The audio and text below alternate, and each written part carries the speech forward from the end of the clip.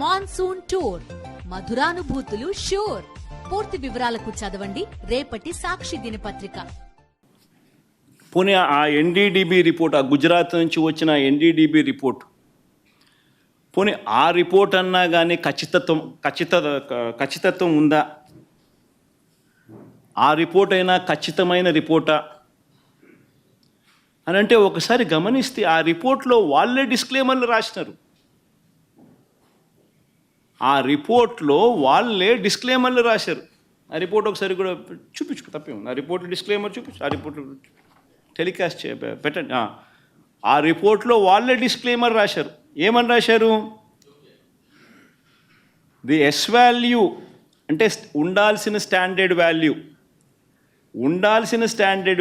కన్నా ఉన్న standard value ఆ శాంపుల్స్లో డీవియేషన్స్ ఉన్నాయి.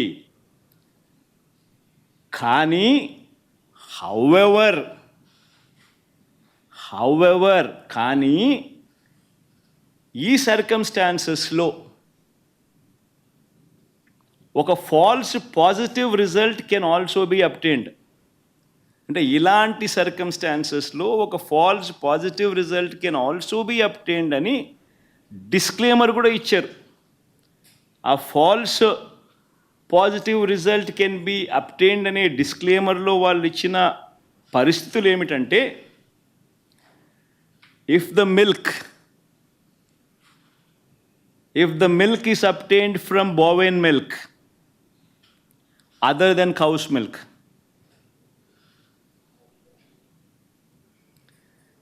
if the milk is obtained from cows which received an exceptionally high feeding of pure vegetable oils such as repressed oil, cotton or palm oil, etc.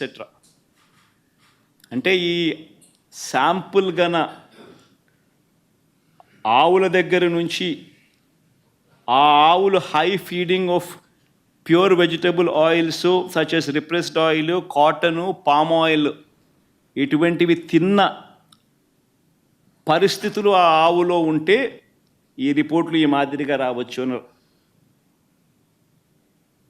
అని కూడా చెప్పడం జరిగింది. Are ఇటువంటి report ఏదైనా cow suffering from serious under feeding, అంటే ఒక ఆవు under ఫీడింగ్లో ఉన్నప్పుడు, సరిగ్గా తిండి తిననప్పుడు, ఆ ఆవులో నుంచి పాలు తీసినప్పుడు కూడా ఇలాంటి రిజల్ట్సే వస్తాయంట.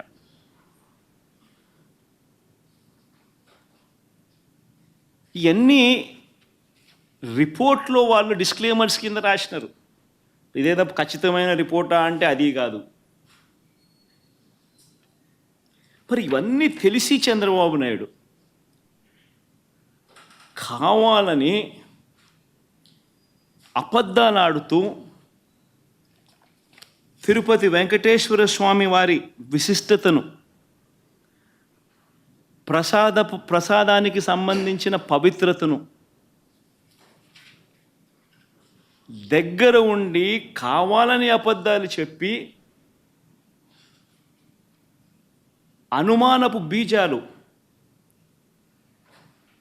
ప్రసాదం పుచ్చుకునే ప్రతి ఒక్కరిలోనూ లేపడం దుర్మార్గం కాదా అని అడుగుతా ఉన్నా.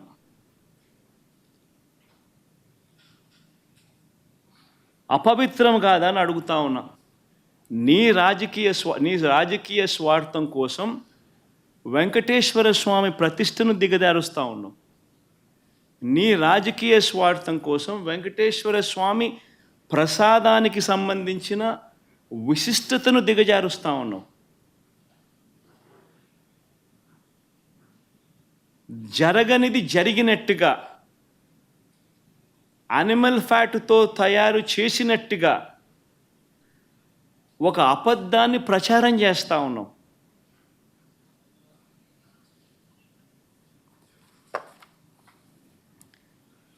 ధర్మమేనా అని అడుగుతా ఉన్నా. మరోవైపు ఇంకా ఇలా అబద్ధాలు రోజుకు ఒక్కొక్క అబద్ధాన్ని ప్రమోట్ చేస్తారు. ఈ మధ్యకాలంలోనే ఇంకొక అబద్ధాలను వీళ్ళు ప్రమోట్ చేస్తూ నందిని బ్రాండ్ను కూడా వాడడం లేదని అంటాడు. కేఎంఎఫ్ పక్కన కర్ణాటక మిల్క్ ఫెడరేషన్ వారి నందిని బ్రాండ్ అని. నేను అడుగుతా ఉన్నా, 2015 నుంచి 2019 చంద్రబాబు నాయుడు గారి హయాంలో 2015 నుంచి 2018 అక్టోబర్ దాకా నందిని బ్రాండ్ ఎందుకు లేదు? చంద్రబాబు నాయుడు గారు కొనుగోలు చేసిన 6 నెలలకు ఒకసారి పిలిచిన టెండర్ల ప్రక్రియలో ఎందుకు లేదు?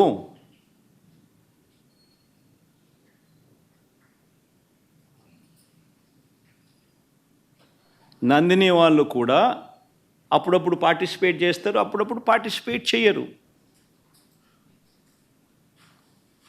మన హయాంలో కూడా 2019 తర్వాత మన హయాంలో కూడా నందిని వాళ్ళు అప్పుడప్పుడు పార్టిసిపేట్ చేశారు.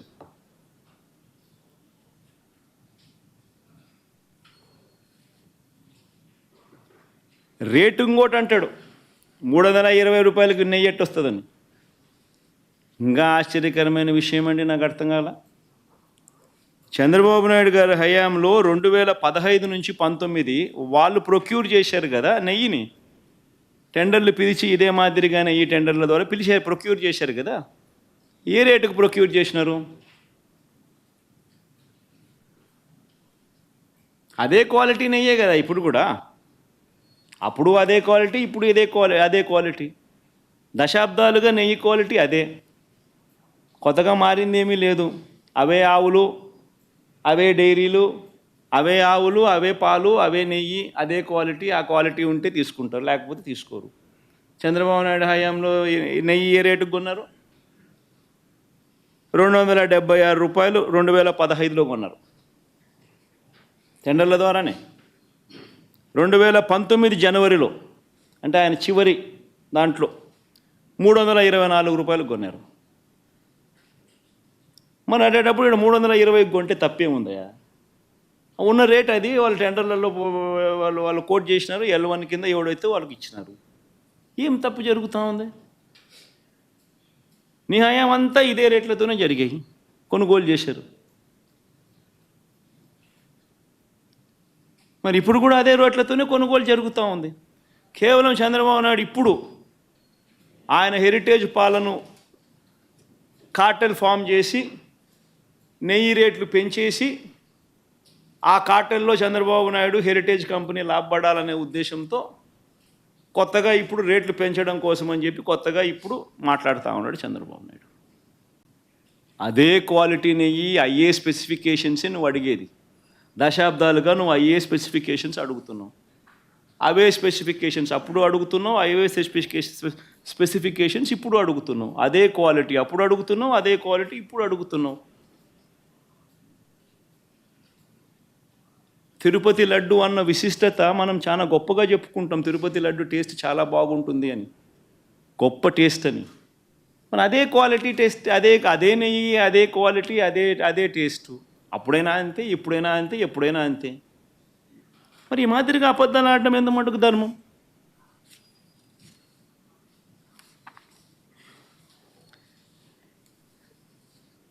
చంద్రబాబు గారి పాపాలు నిజంగా ఒక్కొక్కటిగా కూడా బయటకు వస్తూ ఉన్న నేపథ్యంలో ప్రజలందరూ కూడా చంద్రబాబు నాయుడు గారిని వేలెత్తి చూపించే కార్యక్రమం జరుగుతూ ఉన్న నేపథ్యంలో చంద్రబాబు నాయుడు గారు ఈ మధ్యకాలంలోనే లడ్డూ టాపిక్లో చంద్రబాబు గారు ఎప్పుడైతే ఈ మాదిరిగా చంద్రబాబు నాయుడు గారు ప్రజలు చంద్రబాబు నాయుడు గారు చేసిన తప్పును ఎప్పుడైతే తప్పులు పట్టడం మొదలుపెట్టారో, ప్రజలకు ఎప్పుడైతే వాస్తవాలు తెలియడం మొదలెట్టాయో, అప్పుడు ఈ పెద్ద మనిషి ఏం చేస్తాడు? టాపిక్ డైవర్ట్ చేయడం చేస్తూ ఏమంటాడు? టాపిక్ డైవర్ట్ చేయడం కోసం ఏమంటాడు? డిక్లరేషన్ సర్టిఫికేట్ అంటే. ఇప్పుడు నిజంగా ఆశ్చర్యం కాదా? జగన్ ఏమన్నా కొత్తనా?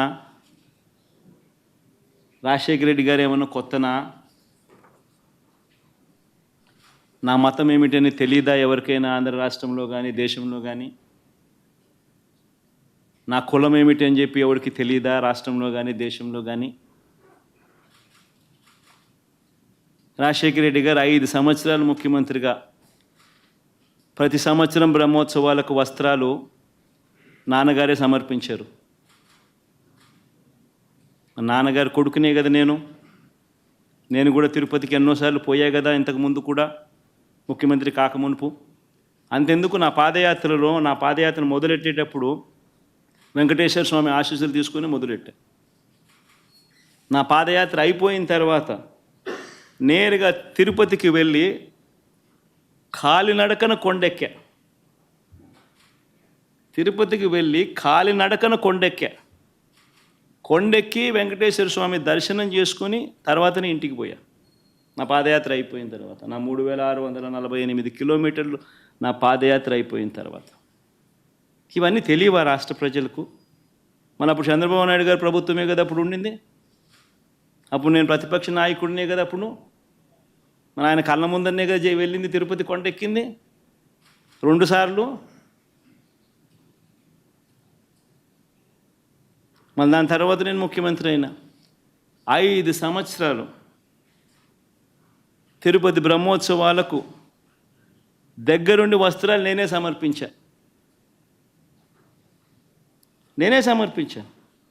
వస్త్రాలను నెత్తిన పెట్టుకుని మోసుకుంటూ వెళ్ళి వెంకటేశ్వర స్వామి మీద భక్తి శ్రద్ధలు చూపిస్తూ వెంకటేశ్వర స్వామికి బట్టలు సమర్పించడం జరిగింది. నేను అడుగుతా ఉన్నా, ఫస్ట్ టైం ఎవడన్నా పోతా ఉన్నప్పుడు నువ్వేదో ఇట్లా మాటలు మాట్లాడినా అర్థం ఉంది. 10 సార్లు 11 సార్లు పోయిన తర్వాత ఈరోజు నేను తిరుమల తిరుపతి దేవస్థానానికి నేను పోతానంటే నేను అడ్డుకుంటూ ఈ మాదిరిగా నువ్వు నోటీసులు ఇస్తూ ఈ మాదిరిగా తిరుమల తిరుపతి దేవస్థానానికి నేను పోకూడదు అని చెప్పి ఈ మాదిరిగా నోటీసులు ఇస్తూ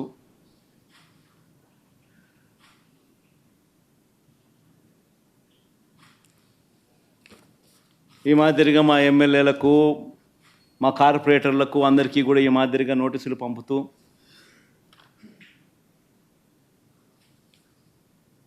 నేను అడుగుతా ఉన్నా, ఒక రాష్ట్ర ముఖ్యమంత్రి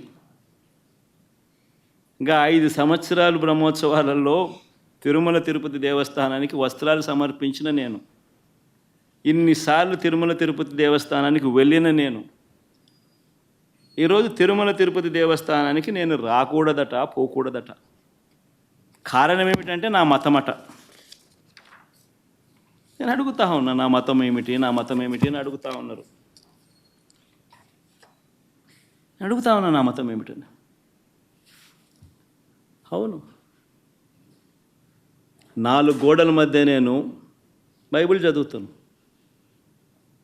తప్పేముంది? బయటికి పోతే హిందూ సాంప్రదాయాలను నేను అనుసరిస్తాను, గౌరవిస్తాను. బయటికి పోతే ఇస్లాంను అనుసరిస్తాను, గౌరవిస్తాను. బయటికి పోతే సిక్కిజంను అనుసరిస్తాను, సిక్కిజంను నేను గౌరవిస్తాను.